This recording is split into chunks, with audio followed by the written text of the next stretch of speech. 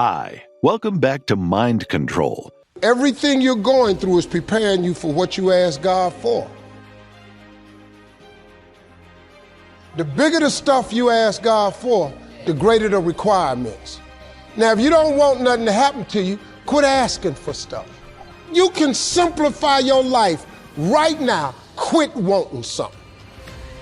But I gotta tell you something, though. That's a hard life, man. You know, the Bible says, to whom much is given, much is required. But when you ain't got nothing, you know, where my rent coming from? That's every month. You got to figure that out. How we gonna eat? We figuring out how we gonna make these ends meet. Every month, that's hard. So I've been at every economic level there is. I've been stark, raving poor, and I've been well off. It's way better to have money. Don't let nobody fool you. I don't know what somebody done told you about money, but I've had none for an extended period of time. I mean, none. Now, you got some problems with money that you can't imagine. When you get it, you gonna have. It ain't a week go by, I don't get 2 to 3 pieces of bad news. But you know what I do? I take all that bad news with the knowledge that God must have something else for me. I live my life in expectation. Therefore, guess what? He gives me what I expect. I expect a life of abundance. You think they take this show from under me? You think I'm finna crumble? Don't even worry about Steve Harvey. Don't you know he got something else for me? Something way bigger, something way better. These people make decisions, they think they crumbling me all the time. They've been making decisions about me for years out here. They can't do nothing with me. I keep showing up over and over and over and over. I'm from Welch, West Virginia. I grew up in the hood. I've been shot. I've been laying on the street that's named Steve Harvey Boulevard. On the street they said I was dying on. They thought I wasn't gonna get up out that street. That same block I was dying on is named after me now. You can't tell me nothing about what God can't do. God do the impossible, man. See, I expect great things to happen to me, even in the midst of trouble. I dare you to start writing everything down you want. I dare you. I dare you. I dare you to call. You, look, man, if you call out God on his word, you better be ready. Because you're about to get checked. If you call him out on his promise, he gonna check you. I've been checked over and over and over till I got it. I don't even fool around no more. I go to God, I ask him for it. Then I write it down. Maybe you just want $100,000 a year. Put it down. Maybe you're just trying to do something nice for your kids or your grandkids. Write it down. How much you want to make a year? How much would you like to see in a savings account? Write this stuff down. This is critical information. It's not a magic trick, man. Quit tripping. This is real. This is how it works. Rich people do this all the time. We ain't out here just making paper because we that good at it and God love us more than he love you. That ain't why we getting it. We getting it because we understand the principles of success and we apply them to our life. Don't let these rich people out here fool you. All these people out here got vision boards. They might not tell you about God, but that's their problem. I don't do nothing without mentioning him because I would be nothing without him. I'm awash without the Lord. Do you hear me? I'm nothing without him. I'd still be living in the car if it wasn't for him. But he came and he got me because I kept asking him over and over and over and over. I dare you to go home and call him on his word. This is a very important question, but to ask you. If you started right now at zero, no assets, no connections, what are the 3 things you would do to build your business career? Man, I would tap into, all the things that I noted. I mean, if you took everything away from me right now, the things that are most valuable to me, you can't take away. So you take the plane away, you take the money away, take the real estate the portfolio away. 3 years from now, I'll be bigger than I was because now I have courage. If you guys can just find your courage, man. And that's a muscle. You got to go build the muscle of courage. I have courage. Nobody can take that away from me. You can't steal it from me. You can't beat it out of me. I have belief now. I know what I can do now. Once you know what you can do, then you can do it a second time. And that's why so many people can go bankrupt and then come right back, because they know now. The first time you do it, you don't know. The second time you do it, you're like, I think maybe the third and fourth time, you're like, I know for sure I can do this. So that's why I say success is so important. Success is my duty, responsibility, and obligation to myself. Forget my family for a second. I need success for me, to feel good about me so I can be good with my family. And I think a lot of people are trying to do their life without having success be part of it. Success is part of my mental, I think success actually is the best medication for my mental health. Because when I'm successful, dude, I'm happy. I'm a good father. I'm a good dad, a good husband.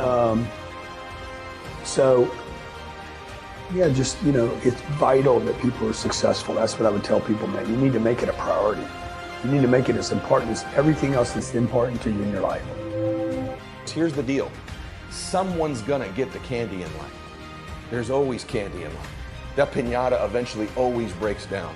Do you want to be the person who was there in the beginning, hitting as hard as you could and sacrifice it, and maybe hurting the people around you, and never get the candy? Or are you going to get something for your pain? You know what always happens with a piñata? Eventually someone hits it, and man, the candy comes out everywhere. Every blow is like a compound pounding effect. That pounding, compounded by multiple people, eventually can create a breakthrough. Welcome back to Max Out, everybody. I'm fired up about today's topic because we're going to talk about one of the things that I think is the most important things as it relates to winning. And it's one of the things that you can decide you're going to do without any natural giftedness, because it's the number one talent you must develop in order to win. And it's not talked about on social media. You're not going to get it in a personal development tape, in a peak performance program, self-help, and any of it. Remember this, the best ability is availability. Did you hear that? The best ability is availability, that you are available to win. Not enough people understand that this is an actual skill and talent.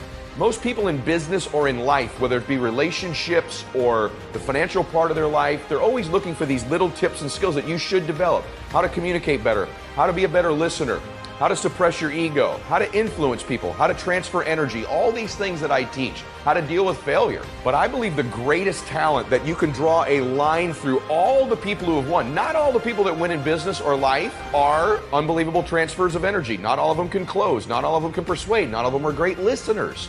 Not all of them even dealt well with adversity. They did that the majority of the time. But all of them have in common, they developed the talent, and yes, it is a talent, it is a skill of not quitting. I don't think most of you right now that are struggling in your business life right now are giving yourself enough credit for this incredible talent you're developing, which is resiliency, which is the ability not to quit. Listen to what I'm telling you. As somebody has built multiple different companies, I've coached some of the top athletes, entertainers, business people, and politicians in the world. And I'm telling you that even in my own team, when I hire people, I look for resiliency, and a notch above that is the talent, is the skill of not quitting as the number one thing that I look for. And many of you right now listening to this possess the number one skill necessary to win and don't give yourself any credit for it, which means it's not helping build your confidence. It's not going to the bank of crediting for your identity. And so although you possess this incredible ability that so many people in the world don't have and don't possess, you have it and you don't value it. You don't prize it. You don't give yourself credit for having it. It ought to be where you draw the majority of your confidence from. The ability to say, I don't quit, I'm resilient, I own the number one skill, the number one talent required to eventually win, I already have. I can't quit. You'd have to kill me to get me out of chasing my dream, right? So number one, I want to point it out as the number one gift. The best ability is availability. Do you have it? Have you decided to have it? Is it something you're going to possess the rest of your life? And those of you that do have it already, I need you to take an inventory, be aware of it, and be intentional with crediting yourself as you're listening to this or watching it today into the bank of your self-confidence, into the bank, into the deposits you make in your identity, because it has everything to do with winning. Every guest you've seen on my show, all the people that I've coached, all have different talents, skills, and abilities. What's the one they all have? the ability to stay present, the ability to stay in the fight, to have not quit. You think, well, that's not a big deal. Really? Because as I've been talking, millions of people made the decision to quit on their dream, just as I've been talking to you. The rest of the day, millions more will. Tomorrow, millions more. Every day, literally millions of people quit on one of their dreams, their dream relationship, their dream business, their dream body. So quitting has become the #1 habit in the world by people that end up losing. And I'm telling you, it happens every day, every second, everywhere. Just the fact that while I've been speaking, you're still after your dream, you're ahead of them. You don't give yourself enough credit, because eventually what I found, it looks like winning's this huge competition. But every day, every week, every year, every decade, as time goes by, you're gonna find that you're competing with a smaller and smaller and smaller group of people for your dream, because so many of them will just quit. And by the way, many of them that quit will possess talents, maybe even gifts you don't have. Their incredible ability with people, their incredible strength, their incredible brain, and they'll quit with all this giftedness, but you got the talent. You have to learn to distinguish between something that is a talent and a gift. You can develop skills, you can develop talents. Gifts are something you're born with. But the people that I see that win long term are the ones who develop the talents and skills required to win. Business and life's a lot like a piñata. You know, I was at a barbecue, a birthday party for a 5-year-old a while back, and they did a piñata. I mean, you've seen the piñata before. And it's an unbelievable metaphor for life. In fact, we had a call today that life is like a piñata. Because it really is. If you look at these kids at these parties, any of you that have ever been to a piñata, you can picture it. They got the piñata up there, and what do? It's just like in business and life when you start something new, a new relationship, a new body, a new pursuit, a new business, right? What do? They take this little 5-year-old and they blindfold him. They blindfold this little guy, right? And he can't see. He doesn't know where he's going. And then they spin him around. He gets completely disoriented, right? And then they hand him a bat. It's scary when you watch it, don't you? Picture these little kids, right? You blindfold them. They spin them around. They become disoriented. Does that sound familiar to any of you that are trying to build a business right now? You're completely disoriented. You're blind. You don't know where to go. They spin this little guy around. They hand him a bat, and they go, hit the piñata. And the piñata's over to the right, and they're swinging to the left. They're just whiffing, right? They're not even in the right direction. And then finally, what do? You grab the little guy or the little girl, and you turn them, and you have them face the piñata. They were completely disoriented. In fact, they were doing more damage to the people around them in the beginning with that darn bat you gave them, because they're so disoriented. A lot of damage was done before they even faced the actual piñata. They've been blindfolded and spun around, right? They're completely disoriented. Doesn't that sound familiar? It's just like building your new business. It's just like trying to transform your body. It might be just like this brand new relationship you've got. And in fact, the people around them are in danger in the beginning when you give these little guys this bat. Maybe that sounds familiar. Maybe right now you're at this stage in your business, or you've been there before, where there's been more damage done than there's been progress. You know what I'm talking about? The people around you have been more hurt by your new venture than benefited from it. Your relationship with them's not as good. Maybe financially you've hurt them or feel like you have. There's been a lot of damage. But what do we do with these little guys? We eventually take the little girl or the little boy and we point them in the right direction at the piñata. That's when you find Ed Milet's podcast. You find his teachings, you find his YouTube channel, or someone like me, and I can point you in the right direction. And then what do these guys do? They take the bat and they're hitting the piñata as hard as they can, and they're hitting it, and they're hitting it, and they're hitting it, and no candy comes out. And they get tired, don't they? And they can't go anymore. So what do? You get help. And you add a teammate, you add a friend, you take the blindfold off of you and you get a little help. That help could be a new recruit in your business, a new employee, a new vendor. It might be a new mentor. And we put the blindfold on them, we spin them around, and then they're disoriented, they're swinging, and they're not even hitting the piñata yet, they're hurting the people around them. Then what do? We take them, we point them in the right direction. Now they're following my show or great teachings. And they hit the piñata as hard as they can. No candy comes out. You take another child, new teammate, new recruit in life, right? But in the piñata says another child, you put a blindfold, spin them around, and they hit the piñata, and they're hitting it as hard as they can, and it feels like no progress is being made. No candy's coming out, right? And then eventually they're hitting it, and they get tired. And you think, man, how often they hit this piñata? What happens is sometimes the first few kids who hit the piñata, they kind of disappear from the party and start playing somewhere else. Maybe you've had that experience in your business. Some of the people you start with, they may not finish before the candy comes out. They may not be there. May not be there to celebrate, right? Some of the initial people disappear, and that could cause you to want to quit. But eventually what happens with that piñata, even though these kids are hitting the piñata and they're teaming up, they're all working together to try to make this candy come out, It doesn't look like it, but each shot on that piñata is putting them closer to the candy. Even though it doesn't seem like it, even though you can't see the candy, every blow is like a compound pounding effect. That pounding, compounded by multiple people, eventually can create a breakthrough. But what most people do is they leave the party before the candy comes out. That's true in business. Most people quit before the candy comes out. They don't stick around long enough. They got spun around. They get disoriented. They might hurt the people around them. They get pointed in the right direction. They think they're making progress, then they don't. They think they're making progress, then they don't. And eventually, because no candy's coming out, no money, no changed body, no amazing relationship, they stop swinging the bat at the piñata. But if you stick around for the party long enough, you know what always happens with a piñata? Eventually someone hits it and bam, the candy comes out everywhere and everyone celebrates and gets all the candy and dives on it and celebrates. Here's what I'm here to remind you of today. You got to stick around long enough for the candy to come out. You got to wait for the candy to come out of that piñata called your life, called your business, called your body, called your relationships. The vast majority of people in life don't stick around for the candy because they think as they're hitting the piñata of their life, they don't think they're making progress. It doesn't feel like progress. But I'm telling you, the number one ability is availability. And if you keep swinging away every day, even though it doesn't feel like it, you are getting closer to the candy.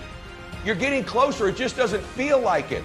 You know what I had? I had the ability to keep hitting the piñata in my life, to stick around long enough. And by the way, when you eventually win, it's not just you that gets all the candy, that gets all the victory, that gets all the money. Lots of people around you, many of which who you were hurting originally with that bat, many of them who were trying to talk you out of it, they get to celebrate in the candy too. My prayer for you is that you begin to think about this analogy. The piñata of your life, the piñata of your business, the piñata of your body. As you're swinging away, I'm here to tell you, even though it doesn't feel like it, you're getting closer to the candy. And if you can add more people to celebrate, it's okay that you feel disoriented. It's okay that it feels blinding and you don't know exactly what direction to go. Just like these precious babies with the piñata. It's okay that you miss it once in a while. It's okay that you get tired once in a while. But as long as you keep after it and you keep pounding away that compound effort of your pounding, I can promise you there's candy someday. And everybody around you will jump on it and celebrate. That's my wish for you today. As you listen to me, of all the skills I'm going to teach you, that I've taught you, and if you've not listened to my other shows, I teach you about listening, transfer energy, how to close, how to change your identity, how to live blissfully dissatisfied, how to unlock your success code, all of the very detailed things I teach.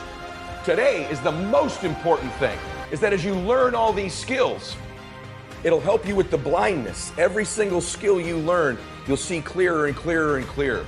But if you don't develop the talent, the number one skill in the world, which is to keep hitting the piñata and to stick around until the candy comes out. Because here's the deal. Someone's gonna get the candy in life. There's always candy in life. That piñata eventually always breaks down. Do you want to be the person who was there in the beginning, hitting as hard as you could and sacrifice it and maybe hurting the people around you and never get the candy? Or are you gonna get something for your pain? Are you gonna get something for your effort? Are you gonna get something for this sacrifice you're making? You got to get something for this pain. You got to stick in the game until the candy comes out, and then we all get to celebrate. That's what I want you focused on today. I promise you there's a piñata in your life, and right now many of you feel blind and disoriented, maybe even hurting the people around you. Some of you are past that phase, and you're hitting your thing hard every day, but there's no candy yet.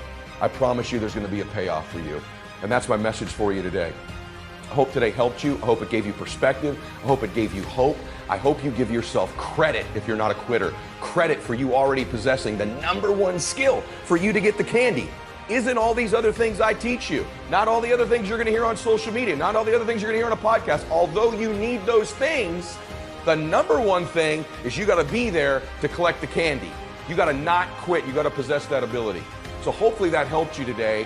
And if this video or this audio did help you, I want to challenge you to listen to another one I've got called How to Turn Your Distraction into Success. The reason I recommend this one next is because one of the things that will get you to miss that piñata and not take shots at your dream, that thing you're breaking down to get to your candy, to get to your dream, is distraction.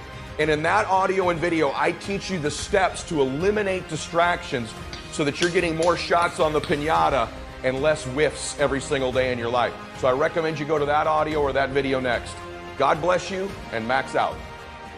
Hey guys, thanks for sticking around. If you'd like more, click the videos right here. They're exactly what you need to see next. And if you're new here, hit subscribe and become a part of the Max Out community. And tell me what you think about the videos in the comments below. I read all of them every week, and I select winners that get all kinds of prizes, gear, coaching calls with me. Make a comment. When you get in certain states, you think one thought. When you get in other states, you think another thought. It's like turning the channel. And so what I really show people in the book how to do is how to turn the channel so that you're not suffering and you're living in a beautiful state. But what does it take? Let's just quickly say it. Number one, it takes acknowledging what's your favorite flavor of suffering. Is it worry? Is it stress? Is it anger? Is it loneliness? Is it boredom? Is it overwhelm? And then noticing what are the thoughts that trigger that and realizing it doesn't matter how much money you have, those thoughts can still make a billionaire crazy and frustrated and overwhelmed. And so what I show people to do is a process of how to let go of those thoughts. And we walk through that in the book in detail. But fundamentally, it starts with making the most important decision of your life, which is, if I would ask me up until 2 years ago, I would say it's who you spend time with, who you love. Because who you spend time with is who you become. I think it's still one of the most important decisions in life. But you can pick the right person and still do things in your head and make yourself miserable. So you really have to decide. The most important decision is, do I want to be happy? Will I commit to being happy? More important than happy. Sometimes you'll be so happy you smile so much your face hurts, right? You need variety. Am I committed to living in a beautiful state even when it doesn't go my way? Even when it rains on my parade? Even when my biggest fear shows up? Because I can't control whether your husband or wife will live or die or get sick or leave you or get divorced. I don't want any of that to happen to any human being. I hate suffering. I do anything I can to help people not suffer. But I can't control that. You can. There are people who have lost their arms, lost their sight. There have been people that have been through the most horrific experiences in life, and they found a way to still be happy because they've made the decision that life is too short to suffer. I've interviewed dozens and hundreds over the years, but dozens that have impacted my soul, that made me realize I can change this. I've just gotten used to it. I've bought into the theory that this survival software that's constantly running and making you suffer, that's normal. No, that's what the mind will do. And mind has been around forever. What I'm going to do is something different. And the way I get out of suffering, I give myself a 90-second rule. It's really simple. I say, look, if I feel myself starting to feel that stress, feeling that pissed offness or upsetness or concern or worry about my kid, whatever, I realize that's not going to make it better. Life's too short to suffer. And then I just kind of breathe slowly, slow everything down, and I just watch the thought go by and go, look at that crazy thought. Because everybody's had crazy thoughts. Everybody's had a thought, I'm going to kill that son of a bitch, right? And then you don't kill them because you don't believe that thought. It's the thoughts that are stressful that you believe that mess you up. When you question them, you break the pattern. And then the last thing besides the 90 seconds, and by the way, Richard, be honest, in the beginning, it should have been like 4-hour rule, maybe a 4-day rule. I was not very good. Waiting. Yes, but what's nice is the more I've done it's like a muscle. The more I've trained myself to do it, I can authentically tell you now, it takes a lot for something to take more than 90 seconds from me now. And the level of joy surpasses all the money you could ever have in a million years. And then the money, it's easier to even make money because you're not attached. You don't have the fears. You don't have the scarcity that people have because you feel so rich already right now. I always tell people, don't wait to be rich. What is that richness? It's abundance, it's joy, it's happiness, it's contribution, it's getting out of yourself. Because as long as we're thinking about, oh my God, I lost something, or you did something, now I have less love, less respect, less money. If I think lost less, or because you did something, or because I did something, I'm never gonna have what I want in my life, lost less, never. Those 3 thought patterns, they're the source of all suffering. And the antidote, see it for what it really is, know it's BS, and find something to appreciate. Thank you so much for watching till the end. Don't forget to share your thoughts in the comments section. Please also like, subscribe, and share this video with your friends and families. Please watch our other motivational videos. Thank you again.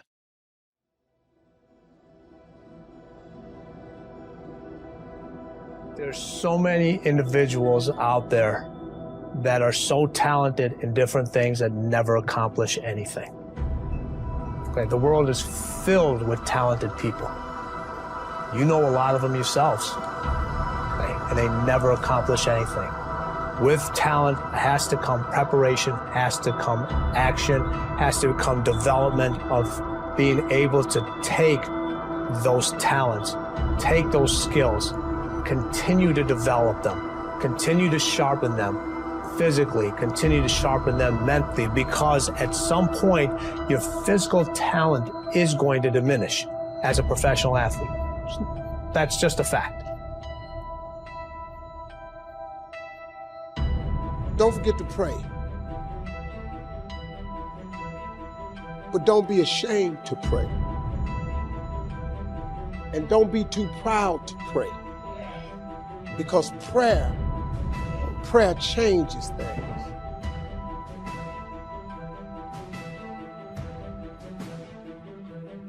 Prayer changes things. I don't care how dark it looked for you. I don't care what they done said to you. I don't care what the verdict is. I don't care what the haters say. Prayer changed things. I'm talking to a girl that I grew up on a block, man, that it didn't breed success. A lot of people on our block ain't here no more, man. I grew up in a place, man, that was you had to be something else, you come up out of there.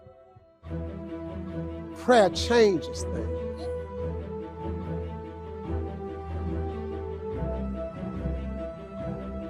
I was told I would never be nothing. Prayer changes things. I flunked out of school.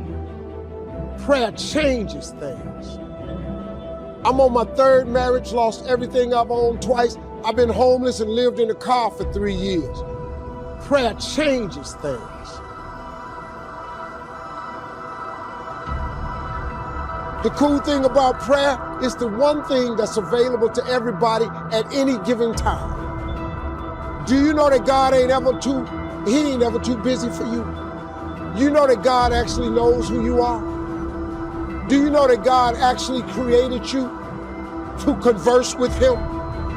Do you know that God would actually love to hear from you? Do you know that I like talking to him even when I don't really need nothing? Quit playing with this here. You're not gonna make it without God. If you've tried it so far, tell me how that's working out for you. It sucked, don't it? You need God. Don't you think I got here without him. I've needed him every step of the way. If it wasn't for God, I wouldn't even be standing here today. Quit being ashamed about it and worrying about who looking. Go somewhere by yourself today and tell God you need some help. Tell him that you're just tired of trying to figure it out for yourself. You can't be tripping with my walk with him because my path ain't been like yours. This is my version of being saved.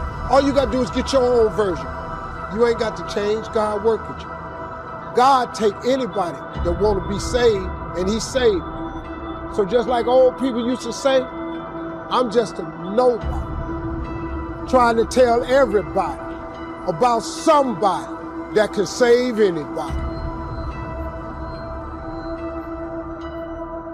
And as you begin to challenge yourself, you'll discover some things about yourself that you don't know right now. The other thing is you begin to look at yourself, look at your dreams, and begin to experiment and stepping into your greatness. One of the things that's very important, whatever goals and dreams that you have, repeat after me, please. Make your move before you're ready.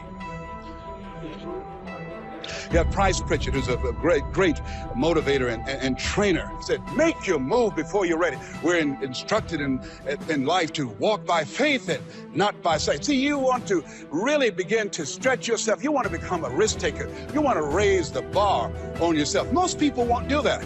See, most people engage in low-life living, low-risk living. Viscott said, if you're not willing to risk, you cannot grow. And if you cannot grow, you cannot become your best. And if you cannot become your best, you can't be happy. And if you can't be happy, then what else is there? I like what Helen Keller said, life is short and unpredictable. Eat the dessert first. And so you want to begin to take some chances. You want to begin to challenge yourself and make it okay to fail and learn from your failures. Don't allow fear of failure and the allure, the attractiveness of playing it safe in life to draw you in. You can't get out of life alive. You got to die to leave here. You just got to go home and make a list after today. And here's the question to ask as you make this personal list. What am I not doing that would be easy to do? That could greatly change my health, my wealth? What am I not doing I'm neglecting that would be easy to do? Just go home and answer that question personally. You don't have to put the answers on a public bulletin board. This is just all personal stuff. But here's how you get a miracle going for your life. Number one, do what you can. Get a list of the stuff you could do and you haven't done, postponed, and start cleaning that up. You can't start at a better place for personal change. It'll affect your bank account, affect your future, affect your income, affect everything. You can't start a better life change process than cleaning up what you should be doing. The man says, well, my mother lives down in Florida. Should have written her 6 months ago. I just can't seem to get that letter written. I'm asking you to get that letter written, clean that up, and don't walk like other people walk. Don't postpone like other people postpone. You say, well, is it as simple as writing a letter? And the answer is yes. Where else would you start for life change, personal change? Now, here's the second part of the miracle. Number one is do what you can. Here's number two, do the best you can. If that's not your philosophy, I would ask you to amend it. Let me give you the best of ancient script. Here's what it says. Whatever your hands find to do it with all your might, do it with all your strength, and do it with all your power. What a good philosophy. That kind of philosophy will revolutionize your life if you haven't picked it up lately. Guy slips in late, company doesn't seem to mind, slips out early, first one in the parking lot, heading for happy hour. Stretches his break, comes early for lunch, late back from lunch, company doesn't seem to notice. Guy says, best as I can calculate, I'm putting in about a half a day's work and I'm collecting a full day's pay. Little does he know the seeds of his own disaster are already being sown by the weakness of his own personal philosophy. It's not the economy that's going to determine your next 6 years. It's your philosophy about labor and about activity and about miracle and soil and seed and sunshine and rain and the economy and the banks and the money and the companies and the schools and what's going on. It's your philosophy, your attitude, and then your ability to take action. All of that we call the process of life change, miracle working. One of my key phrases for the whole day, disciplines work miracles. Disciplines work miracles. Take a deep breath and be patient. Calm down, go slow. Don't let other people's negativity or anger or frustration affect you. Step back in your own mind mentally and just smile. You know, there's an old saying, if you can't say something nice, don't talk at all, is my advice. Sometimes the very best thing you can do in dealing with difficult people is just to be dead silent. Don't feed the fire by arguing or getting involved. When you're dealing with a difficult person, just stop the clock like a timeout, just smile and don't say anything. And then when you do say something, remember one of the great communication tools is this, is the person who asks questions has control. The way that you can take control of any negative situation is not trying to win, but simply by asking questions. Say, you know, why do you say that? Or why do you feel that way? Or that's an interesting point of view. How did you come to that point of view? Or how would we know that what you say is true? I mean, is there any proof or validity? Instead of attacking, simply ask questions. And it's sort of like the matador backs away from the bull. As you keep backing away from the bull, you cape the difficult person by simply asking questions and being genuinely curious about what he or she is thinking and feeling and why they are behaving the way they are. Sometimes you may find that they have a good reason. Sometimes you may find that they misunderstand something. Maybe you will find that they have a difficult problem in their lives. But in any case, be calm, be patient, be controlled, and ask questions, and it will make you the master of the situation. I went to Kent State, I dropped out. I didn't drop out, I flunked out. Now that threw my life into a spiral, but because I didn't have a college degree, I could not let that stop me. And like you're doing, where you're saying, all my friends at this age are settled in your careers, you don't even know if they're happy or not. Stop comparing yourself to others. So the first thing you do is stop focusing on other people. Instead, focus on being the best version of you that you can. Then you'll recognize that you deserve to sit at the big table with everybody else after you become the best that you can be. And here's the first piece that works miracles. Number one, do what you can. Do not let neglect grab you by the throat. Don't let neglect stall you on your path toward prosperity and health, being able to become powerful, influential, rich beyond wildest imagination. Don't neglect what you can do. If you can read, read. If you can change, change. If you can grow, grow. If you can take one step, take one step. Do not neglect to do whatever you can do at the moment. Of course, you can't run a multi-billion-dollar business today. Mark couldn't either 10 years ago. Mark couldn't either 5 years ago. But I'm telling you, today he can do it because step by step, year by year, he took on what he could do. He didn't neglect it. He did the meetings he could do. He made the calls he could make. He read the books he could read. He took the classes he could take. And step by step, he got himself ready. I'm telling you, do not neglect to do whatever you can do because it'll work miracles. Of personal development first, productivity second. Now, do what you can. Here's number two, do the best you can. If it's a foggy night and you can only see 100 feet, how can you see another 100 feet? Answer, walk the first 100 feet. Walk as far as you can see, and then you can see some more. And walk as far as you can see, and then you can see some more. So what you've picked up here, just do it as far as you can see it. And I promise you, if you'll execute as far as you can see it, you'll be able to see more. Do that, then you can see more. And finally, get in tune of doing the best you can. And you'll have the activity that'll develop the disciplines that will set this sail so that you can say it doesn't matter how the wind blows. I'm prepared. Now here's the last clue on discipline. Do the best you can. We covered earlier, but here's a good scenario for the do the best you can. I've got a good question for you. Is the best you can do all you can do? The answer is no. Strangely enough. If we all fell on the floor right now and did as many push-ups as we possibly could, and let's say for some reason you haven't been into push-ups lately, I can't imagine why, but let's say the best you can do is 5. And you look up at the rest of us and say, hey, 5 is the best I can do. We can tell by the look on your face, that's probably true. 5 is the best you can do. Now, is 5 all you can do? The answer is no. If you rest a little, you can do 5 more. Wow. And if you rest a little, you can do 5 more. And if you rest a little, you can do 15 more. How did we get from 5 to 15? It's a miracle.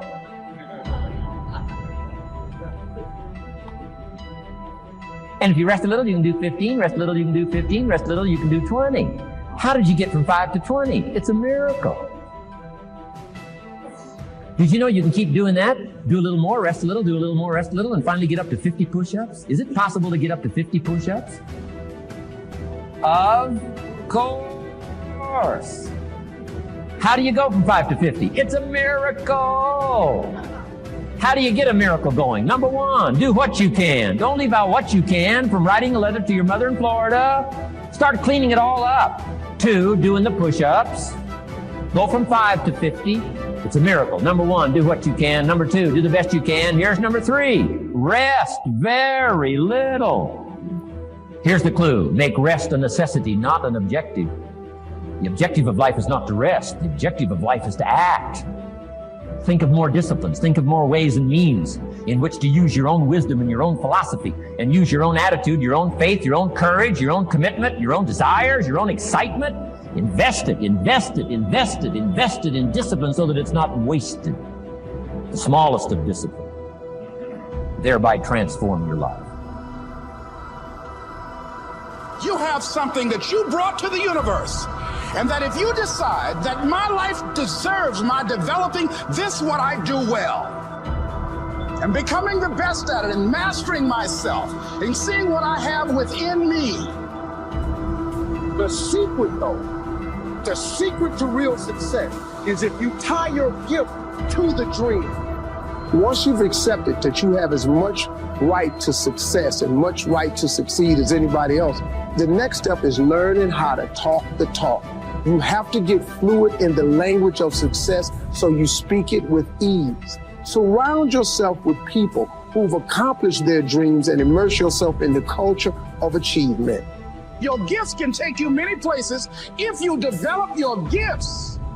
Never forget, what comes easy won't last. And the things that last the longest never come easy. And that's the exact reason why. The harder you work for something, the greater you feel when you achieve. If you decide to drop your buckets where you are and develop your gifts, I grant you, you'll never ever be without. I grant you that your gifts will take you places that will literally amaze you. I grant you that if you begin to work to develop your gifts, you'll develop a strong sense of happiness. You'll get a larger vision of yourself, because part of beginning to get a larger vision of yourself, all of us need some area of our lives where we can have a feeling of competence. That people know when they think about this area, that's something you do. That you eat and sleep that. And that you do that. You do that. Develop the ability to act. Take action. Not hasty if it isn't required, but don't lose much time. Here's the time to act. When the idea is hot and the emotion is strong. That's the time to act. You say, Mr. Ron, I'd like to have a library like yours. See, if you feel strong about that, what you got to do is get the first book and then get the second book. Before the feeling passes and before the idea gets dim, action pronto, action immediate, action as soon as possible. Because if you don't, here's what happens. We call it the law of diminishing intent. We intend to when the idea strikes us. We intend to when the emotion is high. But now if you don't translate that into action fairly soon, now the intent starts to diminish. And a month from now, it's cold. A year from now, can't be found. So act. Set up a discipline when the emotions are high and the idea is strong and clear and powerful. That's the time to set up the discipline. Somebody talks about good health and you're stirred. It's right. I need to get a book on nutrition. Get the book before the idea passes and before the emotion gets cold. Go for the book. Start the library. Start the process. Fall on the floor. Do some push-ups. Action. Got to take action. Otherwise, the wisdom is wasted. Otherwise, the emotion soon passes. Unless you put it into a disciplined activity. Capture it. Disciplines is called how to capture the emotion and how to capture the wisdom and translate it into equity. Disciplines. Now, here's what's important about disciplines. All disciplines affect each other. In fact, here's a good philosophical phrase. Everything affects everything else. Nothing stands alone. Don't be naive in saying, well, this doesn't matter. I'm telling you, everything matters. There are some things that matter more than others, but there isn't anything that doesn't matter. Okay. We all pity the man who says, well, this is the only place I let down. Not true. Key to take home. Every letdown affects the rest of your performance. Every letdown affects the rest. This is part of the educational process on personal development. If you don't take the walk around the block, you probably won't do the apple a day. If you don't do the apple a day, you probably won't start building your library. If you don't build your library, you probably won't keep a journal, and you won't take pictures, and you won't do this, you won't do wise things with your money, won't do wise things with your time, won't do wise things with your possibilities and relationships, and the first thing you know, 6 years of that accumulated, and we say you have messed up. So the whole key to reversing that process now is to start picking up these disciplines. Now here's the positive side. Every new discipline affects the rest of your disciplines. Every new one affects the rest. That's why action is so important. The least action, the smallest action. Take it. Because when you start accomplishing and the value starts to return from that one action, it'll inspire you to do the next one and the next one and the next one. You start walking around the block, it'll inspire you to get an apple. Get an apple, it'll inspire you to get a book. Get a book, it'll inspire you to get a journal. Get a journal, it'll inspire you to grow, develop some skills. All disciplines affect each other. Every lack affects the rest. Every new affects the rest. The key is to diminish the lack and set up the new. And you've started a whole new life process. Key. Also, one more thought on discipline. Here's the greatest value of discipline. Self-worth. Self-esteem. People are teaching self-esteem these days, but they don't connect it to disciplines.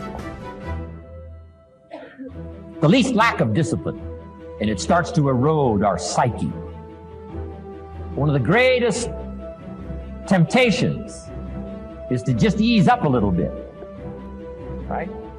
The slightest lack of doing your best starts to erode the psyche. Instead of doing your best, doing just a little less than your best. Sure enough, you say, well, it's just going to affect my sales. No, it's going to affect your consciousness. It's going to affect your philosophy. Now you've begun in the slightest way to affect your own philosophy. Here's the problem with the least neglect. Neglect starts as an infection. And if you don't take care of it, it becomes a disease. And one neglect leads to another.